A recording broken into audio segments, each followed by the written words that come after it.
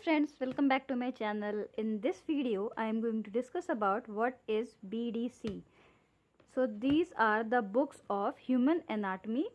काफ़ी important subject है ये human anatomy. अगर मैं मेडिकल से रिलेटेड किसी भी फील्ड की बात करूँ, चाहे मैं फिजियोथेरेपी की, MBBS की, होम्योपैथिक, आयुर्वेदिक, मैं किसी की भी बात करूँ, सो उस केस में आपको ह्यूमन एनाटॉमी आना बहुत ज़रूरी है. फर्स्ट ईयर का सब्जेक्ट है and these are the 4 books. मेरे पास 7th एडिशन है बट अब मार्केट में 9th एडिशन तक आ चुकी है. मैं अगर बात करूँ सबसे इम्पॉर्टेंट फिजियोथेरेपी के व्यू से, सो आपका फर्स्ट और सेकेंड वॉल्यूम सबसे इम्पॉर्टेंट है. In case this is general anatomy, ये काफ़ी इम्पॉर्टेंट है. जनरल चीज़ें दी हुई हैं. अगर मैं इसकी बात करूँ आपसे, तो इसमें मेनली आपके जॉइंट्स, मसल्स, स्केलेटन, इनका पूरा सिर्फ आउटव्यू है. एग्ज़ाम में अगर मैं बात करूँ वाइवा के केस में, सो वाइवा में इससे काफ़ी क्वेश्चंस पूछते हैं. फिजियोथेरेपी के अलावा मैं अगर MBBS की बात करूँ, सो उस केस में आपके चारों वॉल्यूम्स बहुत इंपॉर्टेंट है. चारों वॉल्यूम प्रिपेयर करिए बिकॉज क्वेश्चन कहीं से भी पूछते हैं वो लोग वाइवा में. अब अगर मैं फिजियोथेरेपी की बात करूं, सो फिजियोथेरेपी के केस में अपर लिम्ब थोरैक्स और lower limb abdomen and pelvis, main questions इन्हीं दोनों बुक से आते हैं. पेपर 1 में आपके ह्यूमन एनाटॉमी में अपर लिम्ब की बात करूं, सो उस केस में एक जॉइंट, एक मसल और एक बोन ज़रूर आती है.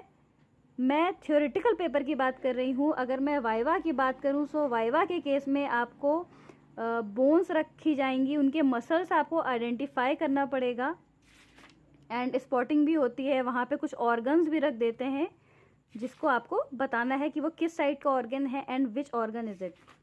नाउ अगर मैं वॉल्यूम 1 की बात करूँ, सो उसमें मेनली आपके अपर लिम्ब के जितने भी बोन्स हैं वो पूरे डिस्क्राइब किए हुए हैं वॉल्यूम 1 में. आपके पूरे पेक्टोरल रीजन है, पूरा एक्जिला है, बैक है एंड इन केस आपका पूरा scapular region, your arm, your forearm and it's all about your upper limb and your thorax region. अब मैं अगर जॉइंट्स की बात करूं, सो जॉइंट के केस में आपको जो सबसे इम्पॉर्टेंट है वो है आपका कॉम्प्लेक्स आना बहुत ज़रूरी है. चाहे मैं आपके एल्बो की, शोल्डर की बात करूं, उस केस में जैसे कि जॉइंट्स ऑफ अपर लिम्ब, आपके शोल्डर गर्डल, स्टर्नोक्लेविकुलर जॉइंट, जितने भी जॉइंट्स हैं आपके अपर लिम्ब में वो सारे आ जाएंगे इसमें. And this is all about your volume 1. काफ़ी डीप में दिया है, एक एक चीज़ काफ़ी डीपली डिस्क्राइब की है इस बुक में.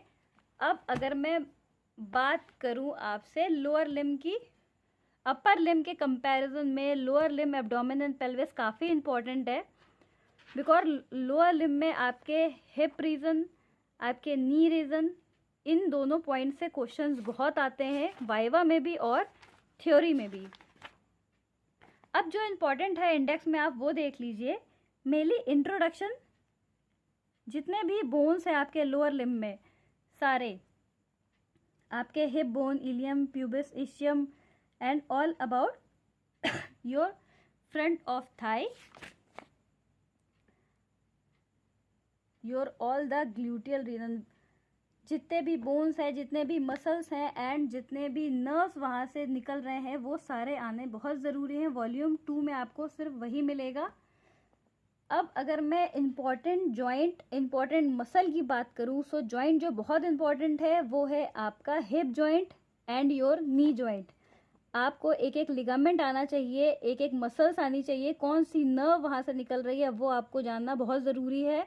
बिकॉज एग्ज़ाम में अगर आपसे जॉइंट पूछा जाए या मसल पूछा जाए, तो उसका ओरिजिन, इंसर्शन आपको आना चाहिए. उस जॉइंट में एक एक लिगामेंट आपको याद रहना चाहिए.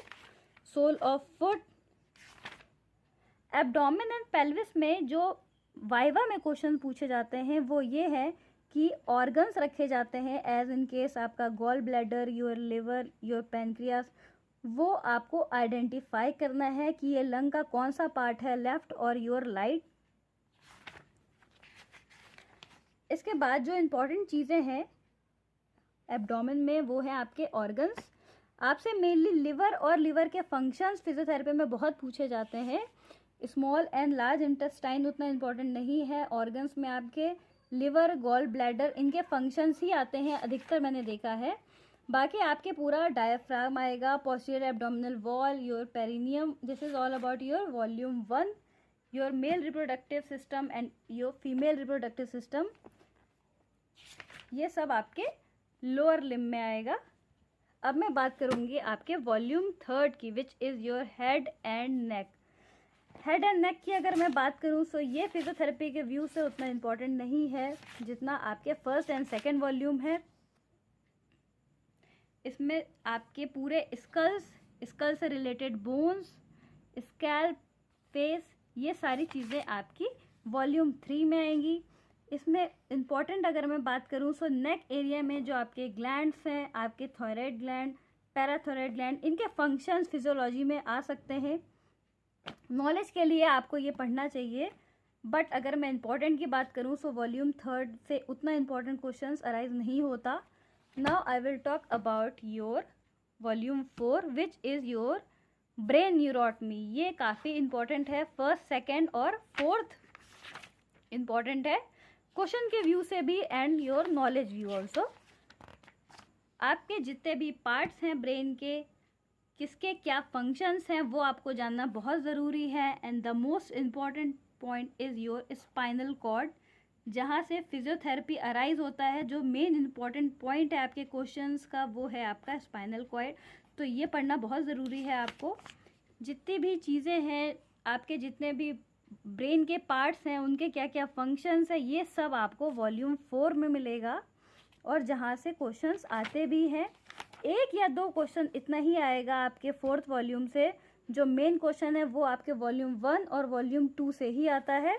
इन 4 के बाद अगर मैं बात करूं आपसे वाइवा में जिससे क्वेश्चन आता है, तो वो है आपका जनरल एनाटॉमी। ये जानना ज़रूरी है, चाहे आप किसी भी फील्ड के हों, ये आपको आना चाहिए, क्योंकि इसमें जितने भी पोजीशंस हैं, जितने भी पॉइंट्स हैं, मसल है क्या मसल, वो जानना ज़रूरी है। इन चारों को जानने से पहले आप ट्राई करिए इसे पढ़ना। इसमें आपको जॉइंट्स, मसल्स, आपके एक एक नर्व कहाँ से कौन सी अराइज हो रही है, किसका क्या ओरिजिन इंसर्शन है, ये सब चीज़ें आपको मिल जाएंगी वॉल्यूम इसमें। So this is all about your human anatomy. काफ़ी इम्पॉर्टेंट है, अगर आप पढ़ना चाहें। सो BDC is the best book and thank you for watching my video. Thank you.